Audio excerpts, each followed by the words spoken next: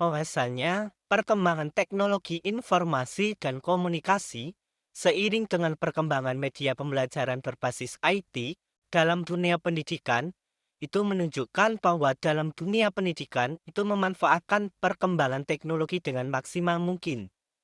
Nah, dengan pemanfaatan media secara optimal, maka akan tercipta kegiatan pembelajaran yang menyenangkan. Oleh karena itu, para pakar mengemukakan macam-macam media pembelajaran berbasis IT. Nah, dalam internet itu banyak sekali ya fasilitas yang dapat digunakan sebagai media pembelajaran. Salah satu dari produk internet itu yang dapat digunakan sebagai media pembelajaran adalah blog. Pengertian blog. Nah, blog itu tentu kata tersebut tidak asing lagi bagi Anda yang sering berselancar di internet. Nah, blog sendiri itu merupakan singkatan dari weblog yang artinya adalah suatu bentuk aplikasi atau layanan web yang dibuat untuk memudahkan user dalam mempublikasikan informasi yang dimilikinya melalui tulisan-tulisan yang dimuat dalam sebuah postingan. Pada awal munculnya blog, itu tidak banyak orang yang dapat membuatnya. Nah, hal ini disebabkan pada saat itu dibutuhkan keahlian dan pengetahuan khusus tentang bagaimana membuat website, HTML, dan web hosting untuk membuat blog, sehingga hanya mereka yang ekspor di bidang internet saja, atau hanya yang berada di sistem administrator atau web designer saja yang mampu menciptakan blog-blog mereka sendiri. Nah, media blog itu pertama kali dipopulerkan oleh blogger.com yang didirikan oleh perusahaan Silicon Valley bernama Piralab pada Agustus 1999. Nah, ciri-ciri dari blog yang biasa kita kenal itu salah satunya yaitu berisikan informasi yang bersifat kronologis dan terbagi menjadi beberapa kategori. Jadi yang dimaksud dengan blog itu adalah catatan pribadi seseorang di internet yang berisi informasi yang sering diupdate. Nah, jadi blog itu lebih identik dengan sebuah diary atau buku harian online yang diisi secara terus-menerus secara pribadi. Nah, perbedaan mendasar itu bahwasanya adalah blog itu bisa dibaca siapa saja. Banyak blog yang fokus terhadap suatu objek informasi misalnya politik, web design, olahraga, masakan, dan lain-lain. Nah, kebanyakan dari blog itu lebih seperti jurnal pribadi yang berisi informasi perjalanan dan kehidupan sehari-hari seseorang blogger dan pemikirannya.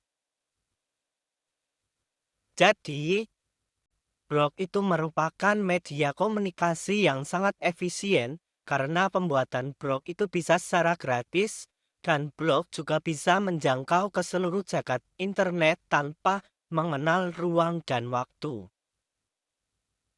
Nah, blog sendiri itu mempunyai fungsi yang sangat beragam, seperti menjadi sebuah catatan harian, menjadi media publikasi, sampai dengan menjadi sebuah web portal bagi perusahaan.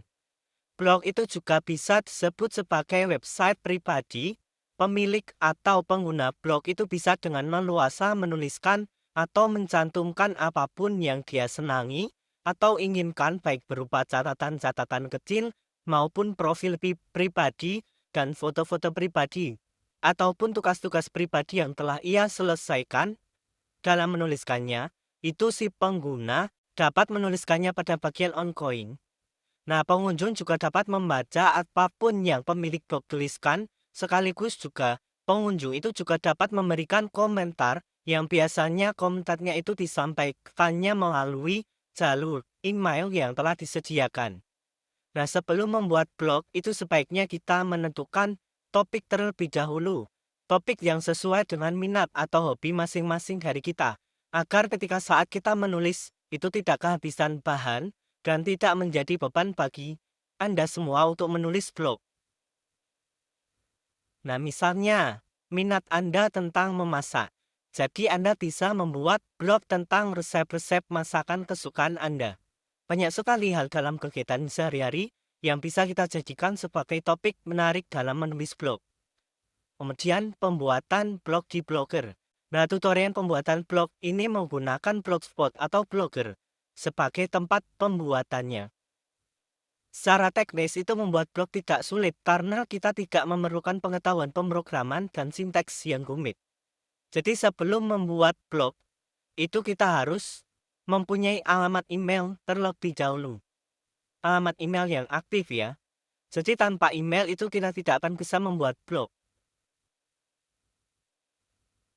Kemudian pemanfaatan blog sebagai media pembelajaran interaktif.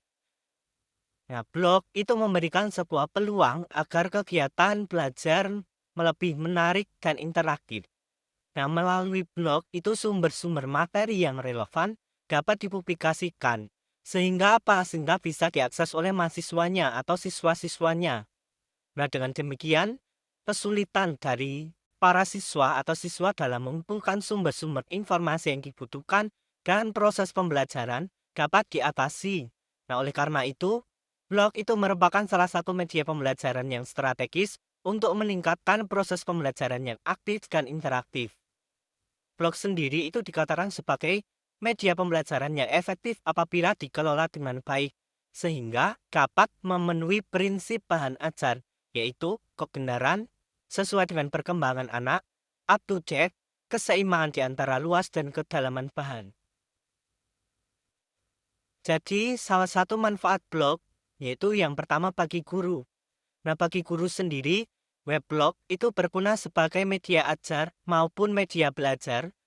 Nah, sebagai media ajar, seorang guru dapat mempostingkan bahan ajarnya dapat mempelajari melalui weblog tersebut. Nah, bahkan lebih dari itu, tidak hanya siswanya secara formal saja yang dapat menikmati bahan ajar itu, melainkan semua orang yang membutuhkannya. Sebagai media belajar, weblog itu juga dapat digunakan untuk memposting atau mengarsip apa-apa yang didapat setelah kita berselancar di internet. Kemudian manfaat yang kedua bagi siswa itu weblog dapat digunakan sebagai media belajar karena materi ajar yang akan diberikan di sekolah akan ditampilkan sebagai layout halaman web tersebut. Jadi, dari uraian yang telah saya jelaskan dari tadi yang pertama, yaitu blog secara bahasa merupakan kependekan dari weblog. Nah, weblog sendiri merupakan kependekan dari launching the web.